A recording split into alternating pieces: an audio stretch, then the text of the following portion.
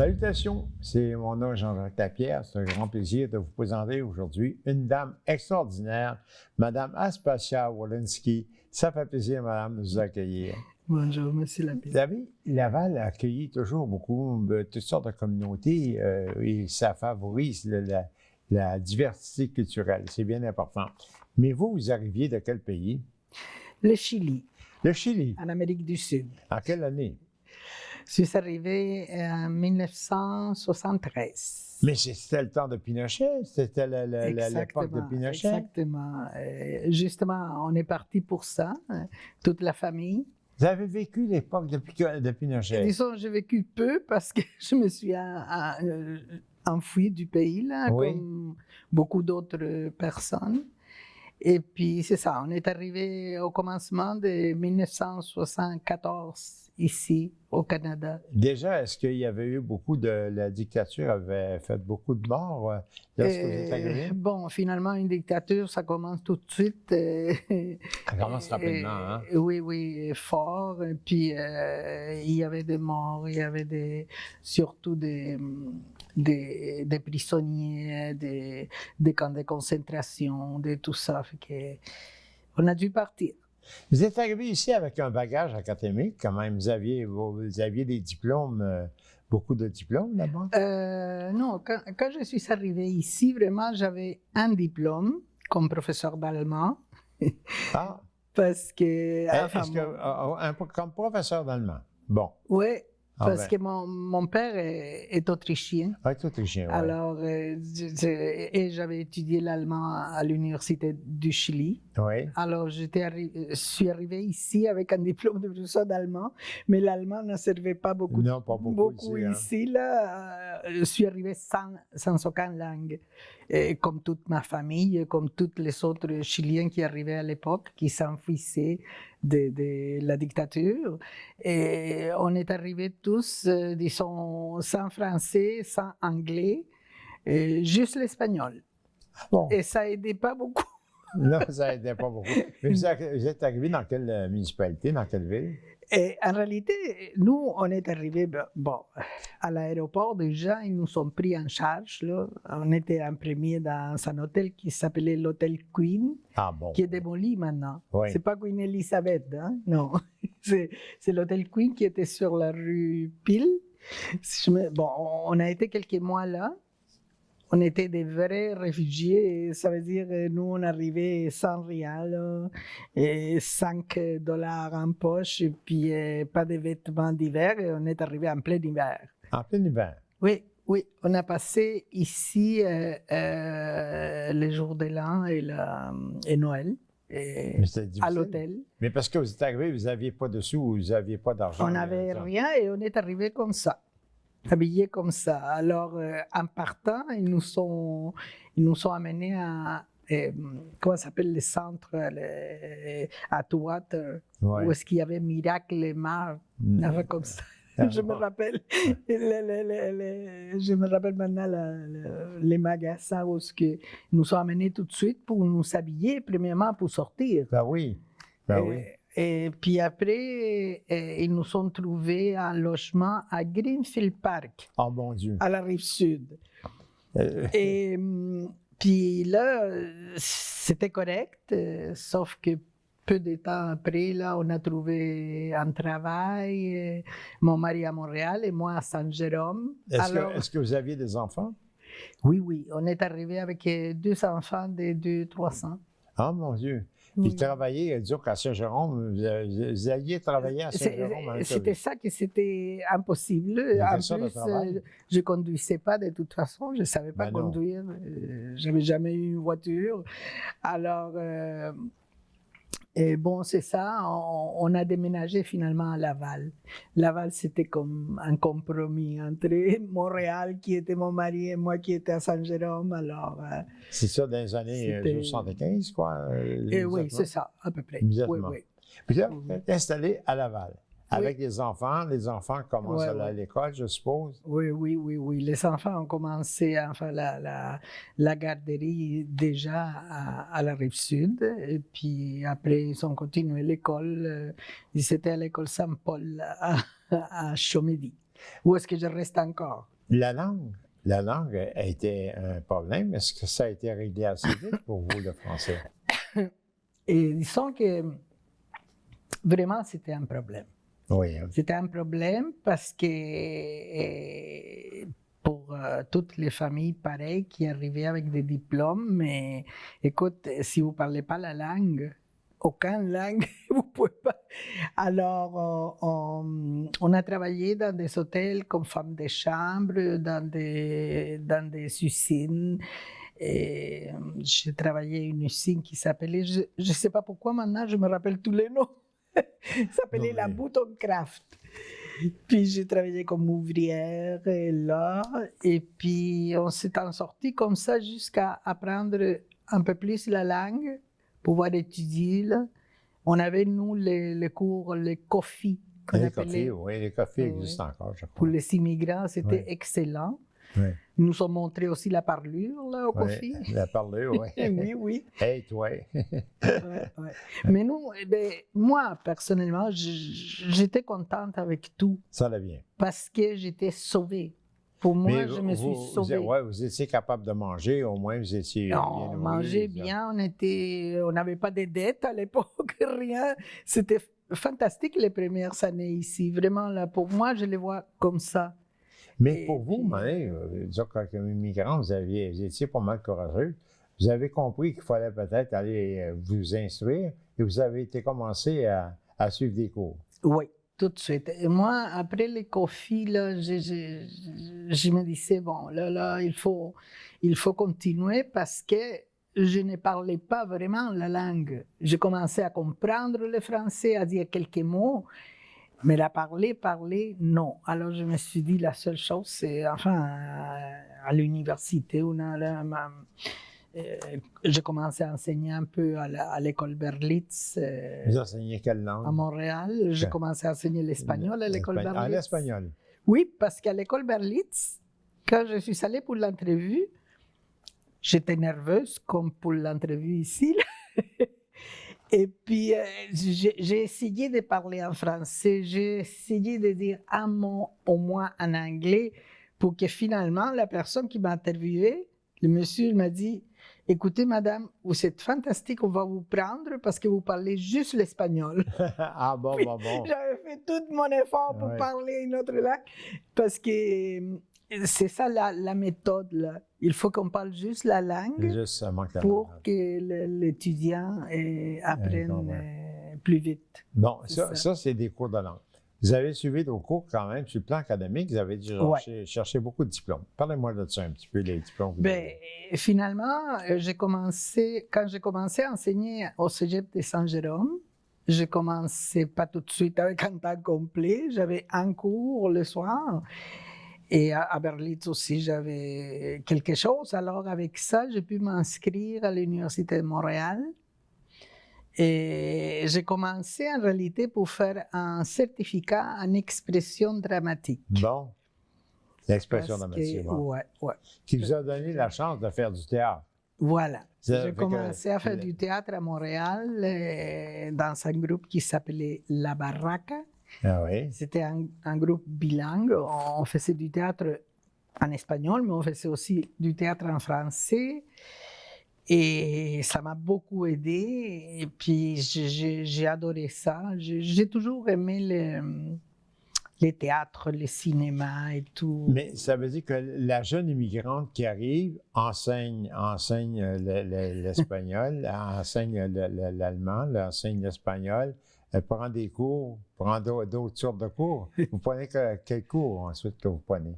Et vous dites après mon diplôme d'expression dramatique, j'ai commencé à avoir plus de cours au Cégep aussi. J'ai enseigné aussi au Cégep de Lionel Groulx. Et puis, mon Morency. Quelle matière vous avez enseigné? J'ai enseigné tout le temps l'espagnol. Toujours l'espagnol? Oui.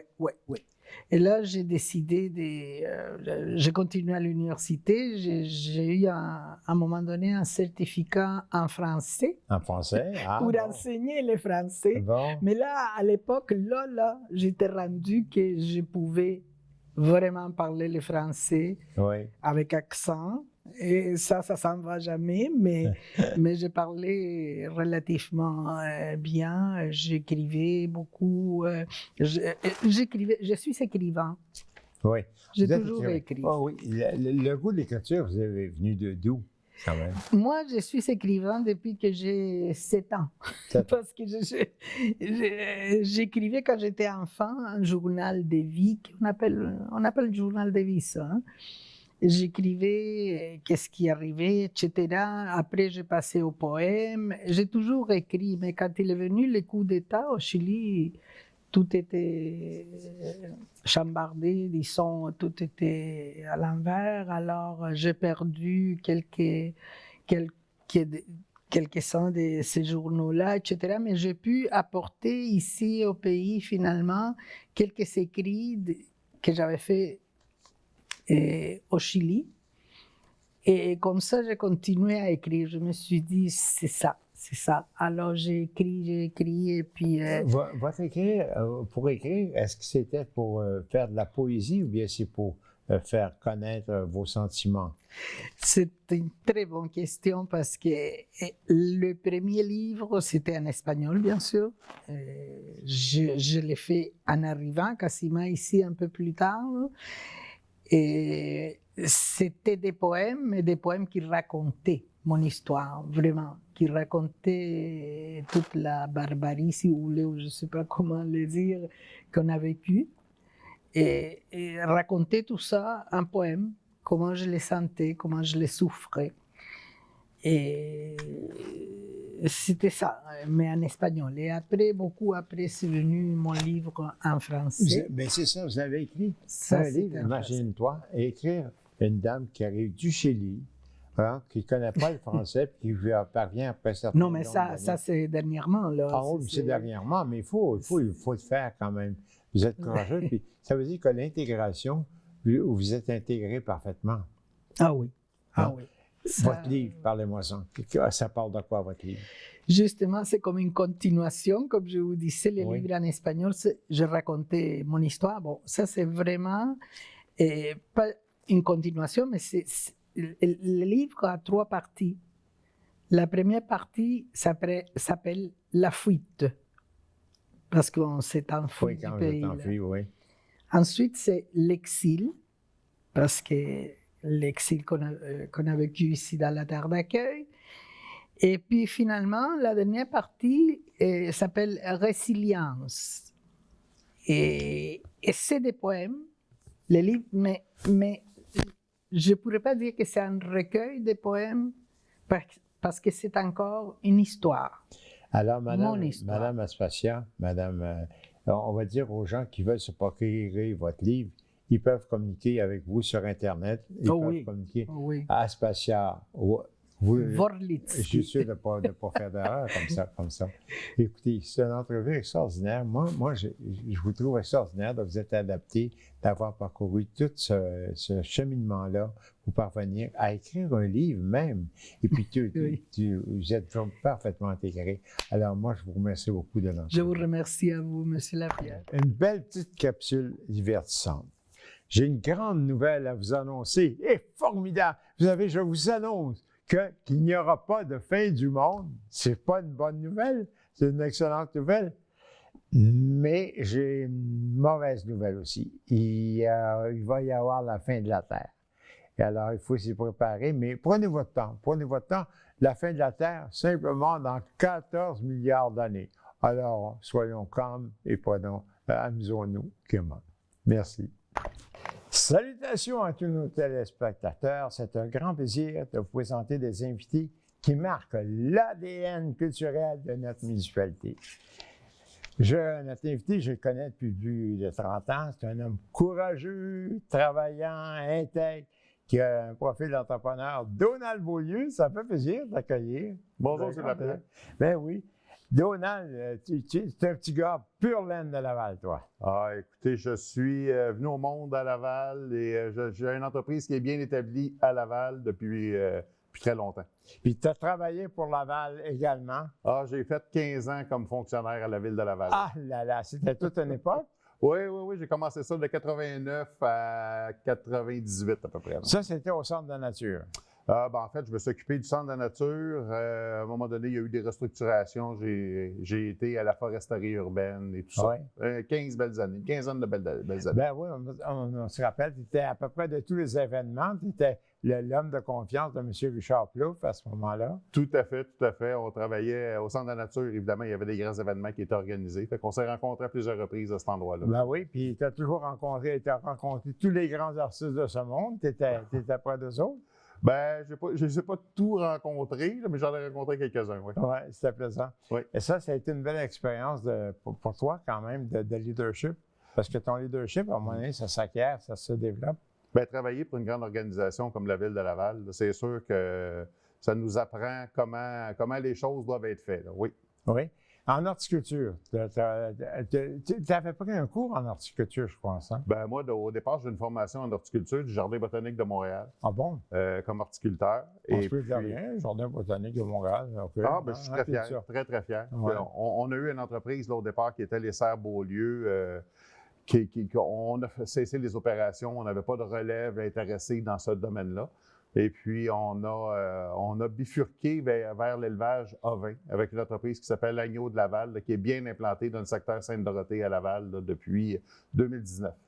Dis-moi, l'agneau, c'est quelque chose de nouveau pour toi. La famille, OK, vous étiez des cultivateurs, quand même des agriculteurs, mais c'était quelque chose de nouveau. Bien, je vous dirais que c'était des nouveaux défis. Ça n'a pas été simple au départ parce que moi, je n'avais pas de formation, je ne connaissais pas ça. On a démarré à Agneau de Laval sur la ferme qui était dans le quartier Hauteuil là, à Laval. Et puis, c'est ça, on a fait nos classes, essai-erreur. Mais il faut dire qu'au début, tu avais une formation quand même comme cultivateur. La famille était des éleveurs chez vous.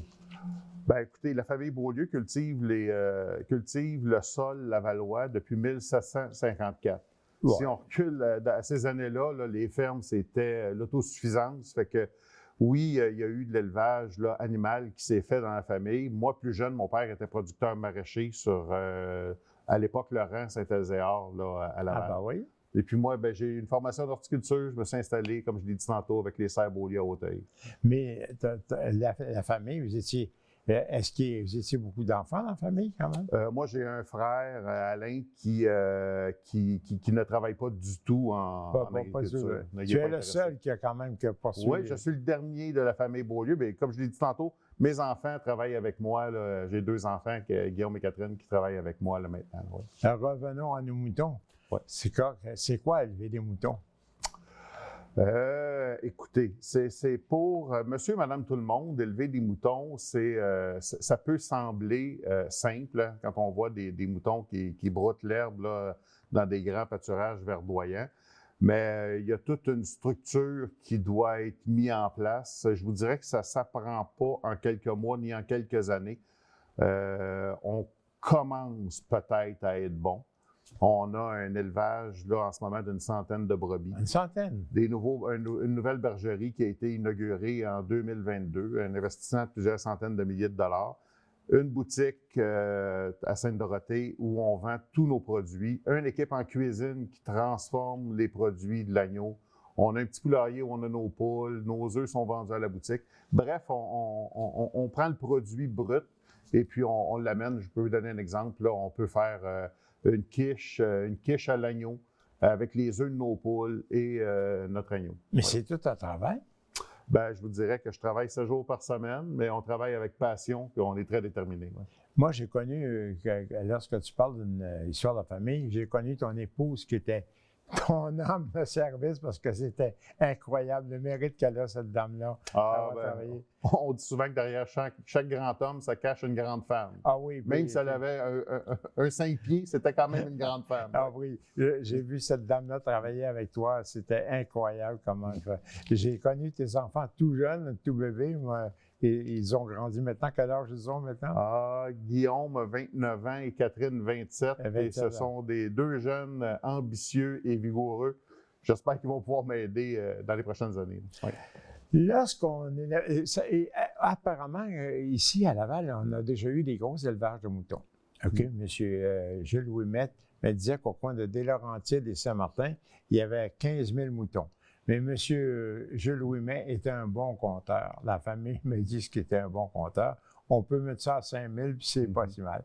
Alors, il y avait une tradition qui s'est perdue. Alors, toi, tu vas relever la tradition, parce que des éleveurs d'animaux, il n'y en a pas beaucoup à Laval.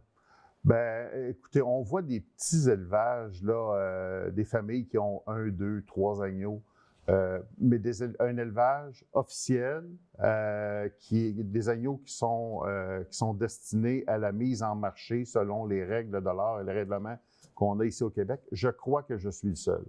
Ouais. Lorsque tu as commencé l'élevage des moutons, ça te prenait une terre adéquate. Tu avais déjà la terre de la pépinière, qui était déjà, puis ça te prenait il fallait agrandir, ça te prenait des endroits. Bien, à Hauteuil, on avait, comme je l'ai dit tantôt, on avait une pépinière et il y avait une grande partie de la terre qui était louée à des voisins. On a repris cette partie-là. On a cultivé des fourrages parce que, vous voyez, là, en ce moment, là, on passe en livres, excusez si je parle en livres, on passe 500 livres de foin par jour. 500 livres? 500 livres de foin et à peu près 70 livres de grains d'orge. Mais ça mange, les moutons? Ça mange énormément. Là, on est au printemps, fait qu'on a beaucoup de petits. Et je vous le dis, ça bouge beaucoup dans la bergerie. Mais ça veut dire que vous avez...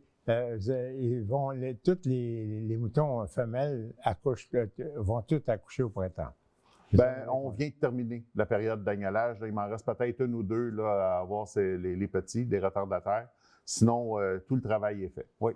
Formidable, formidable. Nous autres, sur la ferme, on cultive là, tout le fourrage pour les moutons, tout le grain est produit sur la ferme. C'est ça. Vous faites ça. Maintenant, vous faites ça sur la rue principale à Sainte-Dorothée. Exact. 1055 principal. Bon. Là, à cet endroit, vous faites des expériences au point de vue menu, quand même. Bien, écoutez, on essaie toujours d'innover. Cette année, on innove là, en offrant à partir du 15 juin des repas à la ferme. Il y a 3 constructions qui vont être faites prochainement, 3 petits gazebos. Les gens vont pouvoir les réserver en ligne ou par téléphone ou par courriel. Et puis, ils vont passer au magasin, ils vont récupérer le pique-nique qu'ils auront choisi et se diriger vers le gazebo qu'ils auront choisi. L'agneau comme ça, hein? C'est incroyable, formidable. Il va y avoir des options de repas chauds et des repas froids. Innovateur. Oui, c'est nouveau. Encore une fois, je pense qu'on est, en tout cas dans le domaine animal, on est les premiers à offrir cette formule-là. Est-ce que vous avez d'autres projets aussi? Écoutez, cette année, j'ai commencé hier justement, on va semer de l'orge brassicole. Si l'orge est de qualité moyenne, évidemment, il va être consommé par les moutons.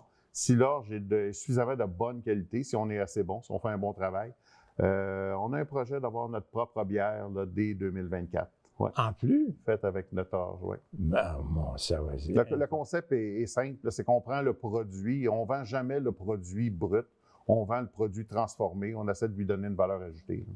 Est-ce que les gens achètent plutôt en ligne ou bien si les gens vont à votre magasin quand même? Les gens, c'est possible d'acheter en ligne. Là, notre site Internet est transactionnel, mais je vous dirais qu'on préfère, si les gens veulent vivre l'expérience Agneaux de Laval, là, il est préférable de venir à la ferme. Là, ils peuvent rencontrer nos employés. On attend que le pâturage soit assez fourni. Là, les animaux vont sortir à l'extérieur. On va avoir des visites guidées les week-ends. Ça, c'est nouveau aussi de cette année. Les samedis et les dimanches, on a des visites guidées de la ferme où les gens vont voir les abeilles, les poules, les agneaux, des légendes qu'on va raconter, des histoires. Là, vous avez dû faire ça? Oui. Bien, c'est formidable quand même. Merci. Vos enfants sont impliqués? Oui. Bon. Quel est le rôle qu'ils jouent là-dedans?